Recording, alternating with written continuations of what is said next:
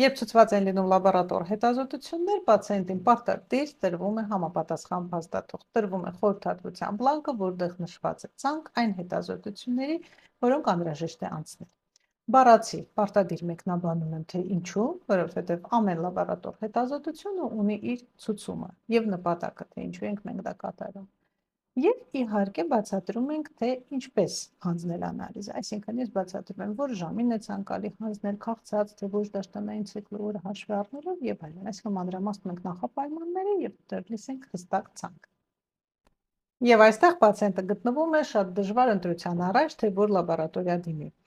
Ինչ վերաբերվում է այս թեմային, ես ունեմ մի նյութ, կարող եք թերթել, գտնել, այնտեղ հստակ տալիս եմ այն կրիտերիաները, բացատրում եմ, թե ինչու եւ ինչի հիման վրա, այսինքն ինչ ցուցանիշների, ինչ տվյալների հիման վրա է պետք ընտրել այն լաբորատորիան,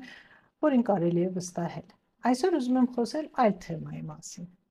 Այսօր մարտի 6-ն է 2026 թվական, ուրբաթ, աշխատանքային օրվա ավարտ։ Այսօր ունեցել եմ պացիենտ, ում ցուցված էր լաբորատոր հետազոտություններ, կինը հետազոտվել է եւ վերադարձել է, այսօր կրկնակի այցն էր, տալիս է ինձ այս լաբորատոր հետազոտության արդյունքը։ Տեսնում եք։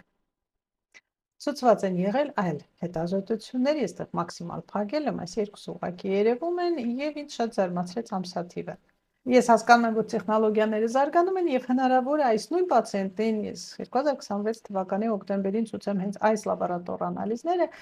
սակայն այսօր ես նախընտրում եմ աշխատել այսօր, այստեղ եւ ճշգրիտ։ Այնպես որ սա միակ դեպքը չի, բազմաթիվ լինում են խնդիրներ, երբ որ առաջանում են հարցեր, ոչ համապատասխան լաբորատոր հետազոտություններ կլինիկայի հետ չեն համընկնում, լինում են տարբեր ցուցանիշները չեն համապատասխանում իրար, այնտեղ նրբությունները շատ են։ Այնպես որ հարգելի պացիենտներ, հարգելի բուժառուներ, խնդրում եմ, դուք եղեք ուշադիր ընտրելուց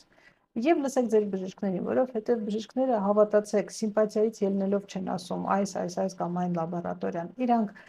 հիմնվում են տարիների ընթացքում ունեցած փորձի հավատի, որը ներշնչում է լաբորատորիան ունենալով, եթե թերթեք եւ նյութը նայեք, այսինքն ունենալով սարքավորումներ, ունենալով ռեակտիվներ, համապատասխան ռեակտիվներ, ժամկետների մեջ ռեակտիվներ,